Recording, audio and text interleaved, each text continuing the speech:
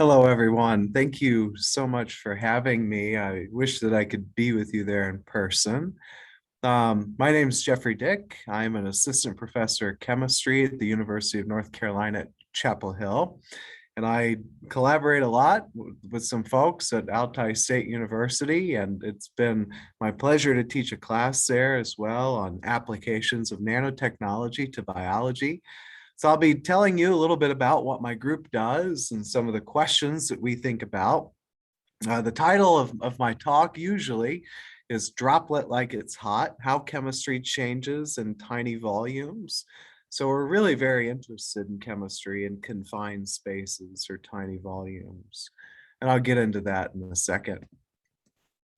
So our two central questions that we focus on, and I took this picture during a walk on campus while it was raining, are how does chemical reactivity differ sub-microliter droplets compared to bulk continuous water? So for centuries, chemists have basically assume that chemical reactivity is the same in the ocean, which is 10 to the 20 liters, as it is in a lysosome, which is 10 to the minus 18 liters. And so over 40 orders of magnitude of volume, chemical reactivity has been assumed to be the same. And it turns out that that's not true. Our second question is, how does nature take advantage of this difference in chemical reactivity for the genesis and propagation of life?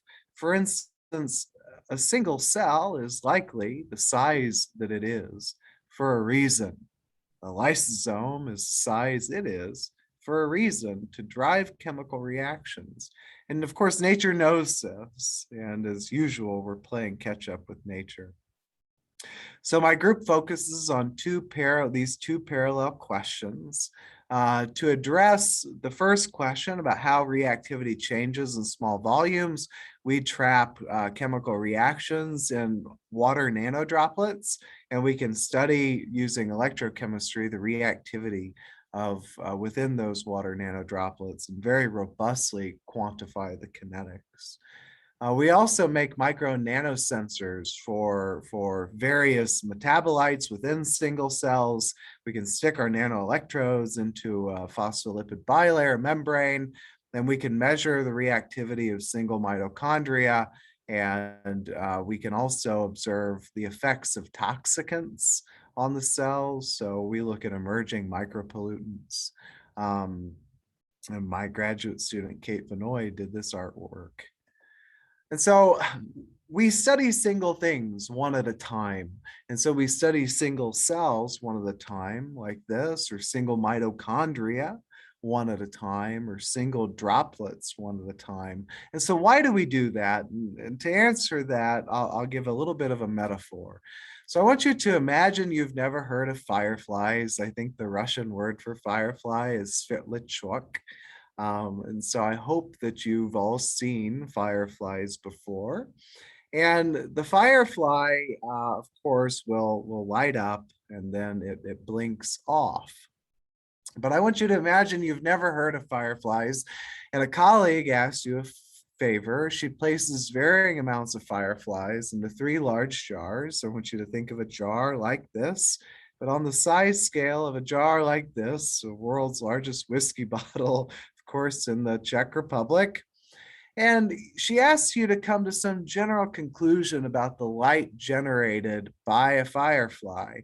And so being a very careful scientist, you make some notes in your lab notebook, and you notice that the intensity of light coming out of these large jars scales linearly with the number of fireflies or the number of bugs in the jar. And so you might come to the wrong or erroneous conclusion that single fireflies continuously bioluminesce. And why wouldn't you? If you have millions of fireflies in these very large jars, you will, what's the probability that all of the fireflies will blink on and off in synchrony? It's very, very low. And so misconceptions of nature arise when careful measurements are not taken on single entities, one at a time. So not until scientists like W. Murner began studying the fluorescence of single proteins did we know that proteins blink on and off in their fluorescence. And Murner used this blinking phenomenon to develop his taste of super resolution microscopy, which garnered the 2014 Nobel Prize in Chemistry with Eric Betzig and Stefan Hell for super resolution microscopy. So there are two very exciting ramifications of these experiments. We can develop techniques to study chemical and physical properties of single species one at a time, and we can take analytical chemistry or measurement science down to a digital era where we're able to detect only one molecule or one circulating tumor cell or one virus particle in urine, one at a time. And so we're down to the ultimate sensitivity and analysis, the specific detection of just one. And so how does this apply to a single cell? So tissue is extraordinarily complex. You can see the pancreatic tissue over here to the right. And this is important to diagnose disease, like if we want to detect a circulating tumor cell and study cell-to-cell interactions. And so tissue or cancer begins with just one rogue cell, you can see over here. And cell differentiation can change cells or stem cells into a variety of different cells that are in the body. And we can map cell-to-cell differences to enhance our fundamental understanding of complex biological organisms. In order to do this, we have to have highly quantitative tools. And so our laboratory here at UNC is developing these quantitative tools for single cell analysis. So what tools are available now? So of course, for genomics and transcriptomics, I think that this field is really figured out with PCR to amplify the signals. The other two fields that really aren't figured out so much are proteomics and metabolomics over here. I'm giving these schematics over here to show that we can take any organ, we can extract some of the tissue, we can extract the DNA, and then we can sequence this DNA and we can analyze the sequence of the DNA. So genetics and transcriptomics are really this done worldwide. But proteomics and metabolomics are a little bit more difficult. For proteomics, mass spectrometry measurements are used endlessly, where you can quantify a wide variety of proteins. Not all proteins. We still only know a little bit over 50% of the human proteome, and so there's still a lot we don't know. You can also do fluorescence-based measurements. So Ed Marcotte at UT Austin has developed some really beautiful fluorescence tools where they label certain proteins, and they can use the fluorescence or labeling those with fluorophores, and they can see these protein localizations in cells. And for metabolomics, mass spectrometry also wins the day almost usually, but these techniques are destructive, right? So you have to lyse the cell, you have to separate. The cell's a very complex environment, so you have to separate out the cell. And then you can also do fluorescence-based measurements where you develop reporters like you see here in the far left. In A, this is a reporter for NAD+. This is by Lulu Cambrone, who's now at UT Austin. And you can develop these biosensors to quantify the amount of NAD, for instance, in single living cells. But there's a grand challenge, right? So making measurements on a single cell with minimal perturbation to cellular homeostasis is key. Werner Heisenberg said, what we observe is not the nature itself, but the nature exposed to our method of questioning. And so whenever we try to make a measurement, we are exposing that environment to the way that we're making the measurement, and that environment in itself is now different. And so we can cause deleterious effects. Like I told you with mass spectrometry, what I mean by deleterious effects are that you're not really measuring the cell in its native environment. Mass spectrometric methods require destruction of the cell, and the signal to noise ratio is often quite low, especially for metabolomic measurements or small molecule measurements. And the the instrumentation is rather expensive. And so you can see these very large mass spectrometers to the left. My colleague here at UNC, Mike Ramsey, is really trying to miniaturize these down to much smaller, portable, handheld devices. They're still expensive. So what about fluorescence? Well, the act of shining light on a cell can have a pretty large effect. And so as you see here, this is the absorbance spectrum of cytochrome C. If you do a lot of cell biology, you'll know, you probably will have heard of green fluorescent protein, which is excited at an area where cytochrome C will absorb light, so mitochondrial function can decay with time. And over here to the right, you can see this is for yeast respiration oscillations, that as you increase the intensity of light here in panel A, you start to see the respiration oscillations changing, not only in intensity, but also duration. Kind of goes wild when you have very high intensity over long periods of time.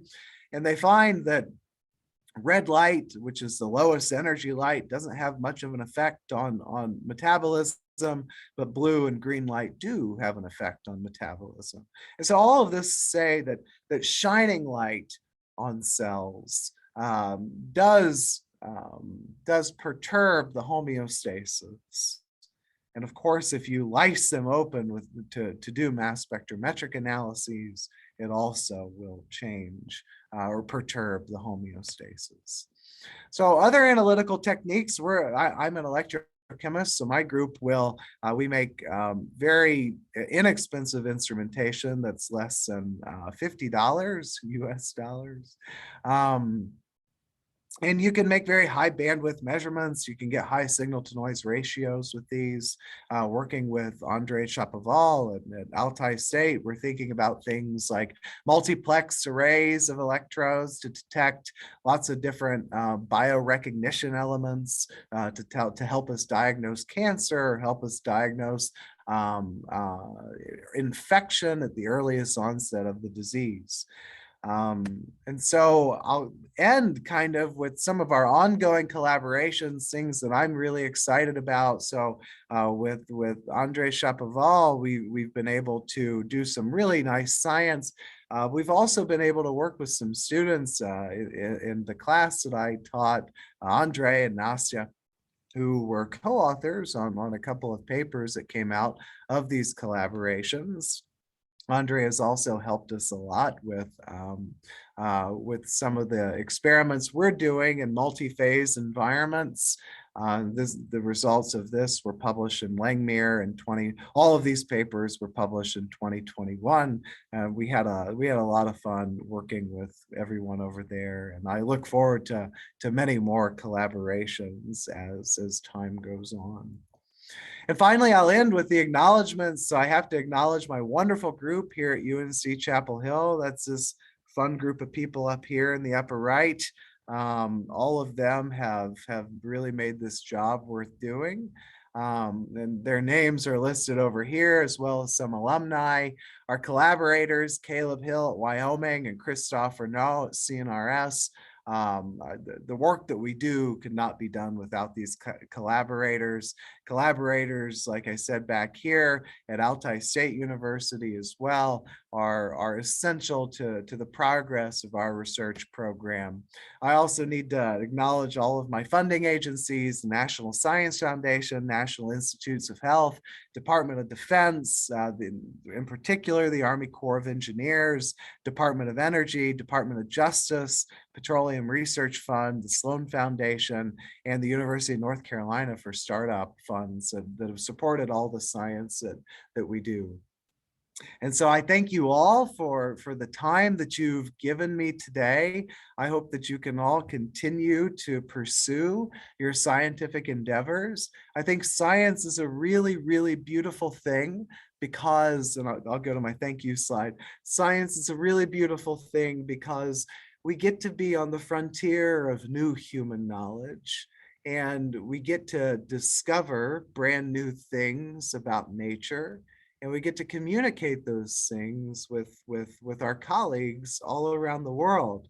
And so it's really wonderful job if you think about it. It's really unique job as well, where we have the responsibility of not only discovering new knowledge, but communicating that knowledge and maybe using that knowledge to the benefit of humankind and building sensors or solving big problems like energy and energy storage and conversion and curing cancer, detecting cancer. One of the biggest issues with cancer is just you can't detect it very early, and so if you find it in late stages, then the prognosis generally isn't very good. And so I think that I hope that in the spirit of science, you can all smile with all of these members of my group and also myself. And please stay in touch and get in touch with me if you have any questions. Again, I wish that I could be there. The pandemic has prevented that from happening, but I'm with you in spirit and in mind. And with that, I'll close. And I hope you all have a wonderful weekend during the activities.